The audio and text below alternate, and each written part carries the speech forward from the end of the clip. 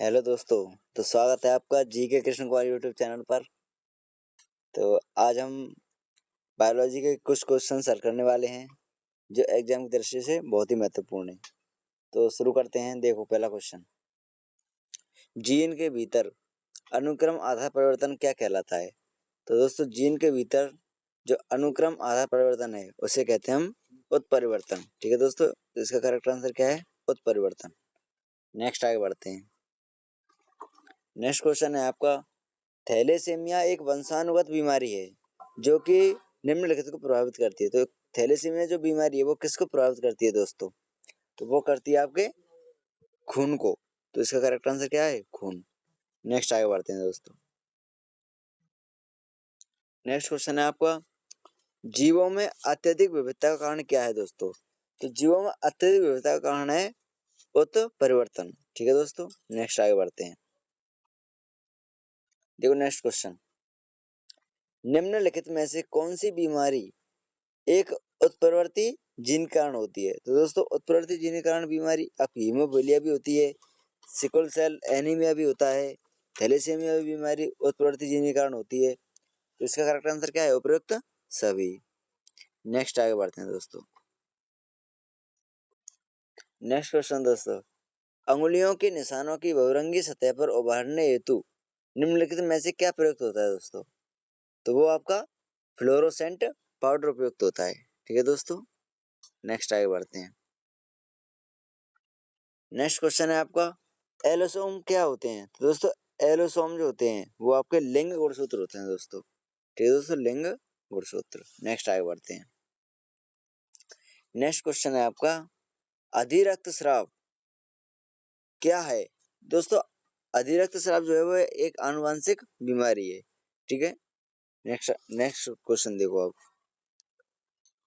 विकासवाद का सिद्धांत किसने प्रतिपादित किया था दोस्तों? दोस्तों, विकासवाद का सिद्धांत वो किया था आपके डार्विन ने। ठीक है दोस्तों, तो नेक्स्ट देखो। नेक्स्ट क्वेश्चन है दोस्तों आपका, जेनेटिक इंजीनियरिंग में निम्न में से किसका प्रयोग होता है? तो दोस्तों, जेनेटिक इंजीनियरिंग में वो होता है आपका प्लास्मिड का। ठीक है, प्लास्मिड। नेक्स्ट बढ़ते हैं हम आगे।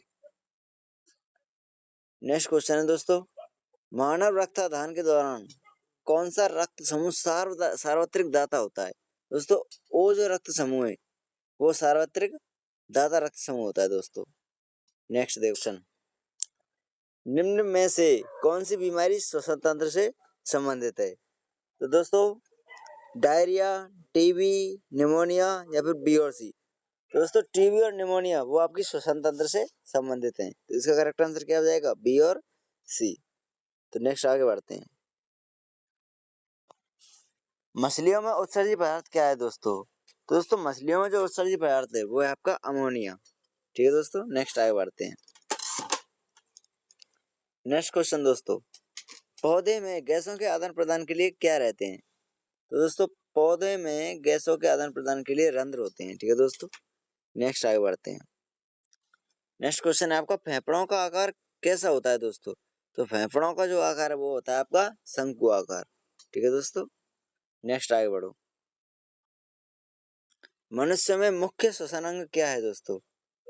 तो दोस्तों, मनुष्य में जो मुख्य श्वसन अंग है वह है फेफड़े। ठीक है, नेक्स्ट आगे बढ़ते हैं। उच्च रक्तचाप की अवस्था को क्या कहते हैं दोस्तों? तो उच्च रक्तचाप की जो अवस्था है उसे कहते हैं हम हाइपरटेंशन। ठीक है दोस्तों, नेक्स्ट आगे बढ़ते हैं।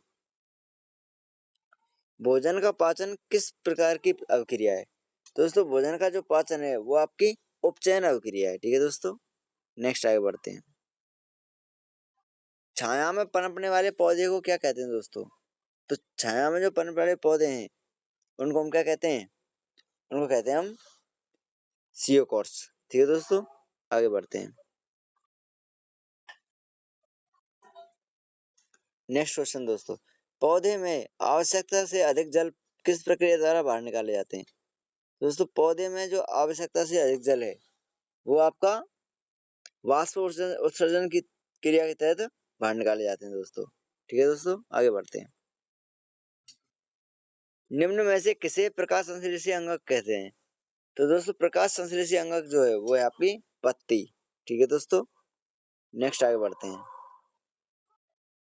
और देखो नेक्स्ट क्वेश्चन दोस्तों, छिली हुई सब्जियों को धोने से कौन सा विटामिन निकल जाता है दोस्तों?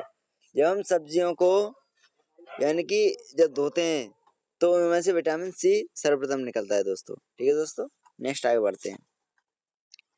नेक्स्ट क्वेश्चन है आपका, निम्नलिखित में से कौन सा रोग प्राय वायु के माध्यम से फैलता है दोस्तों? दोस्तों वायु के माध्यम से फैलने वाला जो रोग है वो है आपका प्लेग। ठीक है दोस्तों, नेक्स्ट आगे बढ़ते हैं। कैंसर के उपचार के लिए प्रयुक्त रेडियो आइसोटोप कौन सा है दोस्तों? तो वो है आपका कोबाल्ट साइट।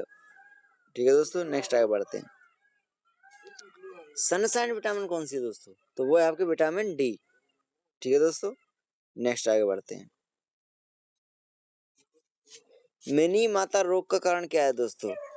तो मिनी माता रोग का जो कारण है वो है आपका पारा। ठीक है दोस्तों, नेक्स्ट आगे बढ़ते हैं।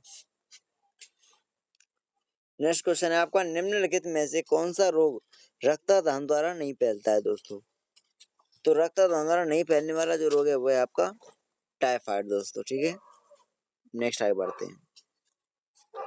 नेक्स्ट क्वेश्चन है, निम्नलिखित में से कौन सी प्रोटीन दूध में पाई जाती है? तो दोस्तों दूध में कौन सी प्रोटीन पाई जाती है? Casein protein. ठीक है, नेक्स्ट आगे बढ़ो। पीत ज्वर संचारित किसके द्वारा किया जाता है? तो पीत ज्वर संचारित जो है वो आपके एडिस द्वारा किया जाता है। ठीक है दोस्तों, नेक्स्ट आगे बढ़ते हैं।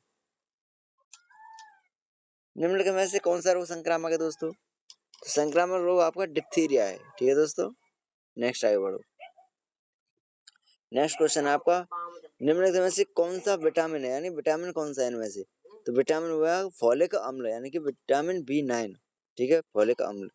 ठीक है दोस्तों, नेक्स्ट आगे बढ़ते हैं। नेक्स्ट क्वेश्चन, तो नेक्स्ट क्वेश्चन है आपका, निम्नलिखित में से किसे जैव उर्वरक के रूप में प्रयोग किया जाता है? दोस्तों जैव उर्वरक के रूप में वो किया जाता है आपके एजोला को। Correct answer azolla. ठीक है, नेक्स्ट आगे बढ़ते हैं। नेक्स्ट क्वेश्चन है आपका, निम्न में से बैक्टीरिया से फैलने वाला रोग कौन सा है? तो दोस्तों बैक्टीरिया से जो रोग फैलता है वो है आपका चेचक। ठीक है दोस्तों, नेक्स्ट आगे बढ़ते हैं। मूलांकुर से विकसित होने वाली जड़ें क्या कहलाती हैं? तो दोस्तों मूलांकुर से जो विकसित होने वाली जड़ें वो कहलाती हैं आपकी मूसला जड़ें। ठीक है, नेक्स्ट आगे बढ़ो।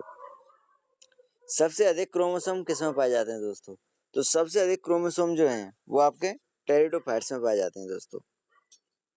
नेक्स्ट आगे बढ़ते हैं। नेक्स्ट क्वेश्चन है आपका, सिल्वीकल्चर वनस्पति विज्ञान की वह शाखा है जिसमें वर्णन होता है किसका? तो उसमें शैवालों के संवर्धन का वर्णन होता है दोस्तों। ठीक है दोस्तों, नेक्स्ट आगे बढ़ते हैं। बीजों की प्रकृति किसमें उत्पन्न हुई? तो दोस्तों बीजों की जो प्रकृति है वो आपके टेरिडोफाइट्स में उत्पन्न हुई थी। ठीक है दोस्तों, नेक्स्ट आगे बढ़ते हैं। नेक्स्ट क्वेश्चन है आपका, मूलांकुर के अतिरिक्त पौधे के किसी भाग से विकसित होने वाली जड़ें क्या कहलाती हैं? दोस्तों वो कहलाती हैं आपकी अपस्थानिक मूल। ठीक है दोस्तों, नेक्स्ट आगे बढ़ते हैं। नेक्स्ट क्वेश्चन है आपका, किस वर्ग के पौधे में बीज बनते हैं परंतु बीज नग्न रूप में पौधे पर लगे रहते हैं? तो वो है आपका जिम्नोस्पर्म। ठीक है दोस्तों, जिम्नोस्पर्म। नेक्स्ट देखो, प्रोटीन जो कोशिका के भीतर उपयोग की जाती है किसके द्वारा संश्लेषित होती है दोस्तों? तो वो होती है आपके मुक्त राइबोसोम द्वारा। नेक्स्ट आगे बढ़ते हैं दोस्तों।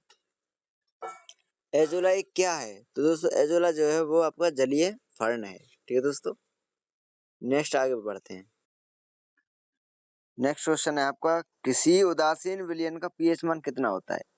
दोस्तों उदासीन विलयन का जो पीएच मान है वो होता है आपका 7। ठीक है दोस्तों, नेक्स्ट आगे बढ़ते हैं। सोडियम हाइड्रोक्साइड का पीएच मान कितना होता है दोस्तों? तो सोडियम हाइड्रोक्साइड का पीएच मान जो वो होता है आपका 14। ठीक है दोस्तों, नेक्स्ट देखो आगे। नेक्स्ट आपका, कॉपर चूर्ण को वायु में गर्म करने पर उसकी सतह पर कॉपर ऑक्साइड की एक परत जम जाती है। इस परत का रंग कैसा है दोस्तों? तो उसका रंग होता है आपका काला। ठीक है दोस्तों, नेक्स्ट आगे बढ़ते हैं। उपचयन अपचयन अभिक्रिया को क्या कहते हैं दोस्तों? तो उपचयन अपचयन जो अभिक्रिया उसे कहते हैं हम रेडॉक्स अभिक्रिया। नेक्स्ट आगे बढ़ो दोस्तों। दानेदार जस्ता पर तनु सल्फ्यूरिक अम्ल डालने पर कौन सा गैस उत्सर्जित होता है दोस्तों? तो जो गैस उत्सर्जित होता है वो होता है आपका हाइड्रोजन गैस। ठीक है दोस्तों, नेक्स्ट आगे बढ़ते हैं। इमली में कौन सा अम्ल है दोस्तों? तो इमली में जो अम्ल पाया जाता है वो आपका टार्ट्रिक अम्ल पाया जाता है दोस्तों। ठीक है दोस्तों, टार्ट्रिक अम्ल। नेक्स्ट देखो, दांत का मसूड़ा किस पदार्थ का बना है जो काफी कठोर होता है? तो दोस्तों वो बना होता है आपका कैल्शियम फॉस्फेट का। ठीक है दोस्तों, नेक्स्ट आगे बढ़ते हैं। प्राकृतिक गैस का दहन किस प्रकार का रासायनिक अभिक्रिया है? तो प्राकृतिक गैस का दहन वो है आपकी ऊष्माक्षेपी अभिक्रिया। नेक्स्ट देखो दोस्तों, सूर्य प्रकाश की उपस्थिति में पौधे CO2 और जल से अपना भोजन तैयार करते हैं, यह कौन सी अभिक्रिया है दोस्तों? तो ये जो अभिक्रिया है वो है आपकी प्रकाश रासायनिक अभिक्रिया। ठीक है दोस्तों, प्रकाश रासायनिक। नेक्स्ट, साग सब्जियों को विघटित होकर कंपोस्ट बनना किस अभिक्रिया का उदाहरण है दोस्तों? तो साग सब्जियों को विघटित होकर कंपोस्ट बनना वो है आपका ऊष्माक्षेपी अभिक्रिया। ठीक है दोस्तों, करेक्ट आंसर क्या है? ऊष्माक्षेपी। दोस्तों आज हमने 50 क्वेश्चंस किए हैं, तो इनको आपको याद कर लेना है ढंग से। ये एग्जाम में यानी कि बहुत ही इंपॉर्टेंट, ये आपको बहुत ही कम देने वाले हैं। ठीक है, ये साइंस पढ़ रहे हैं हम। ठीक है, जीके भी पढ़ेंगे, ये आपका जीएस है। तो अगर आपको वीडियो अच्छी लगी हो तो चैनल को सब्सक्राइब कर देना और वीडियो को लाइक कर देना। थैंक्स।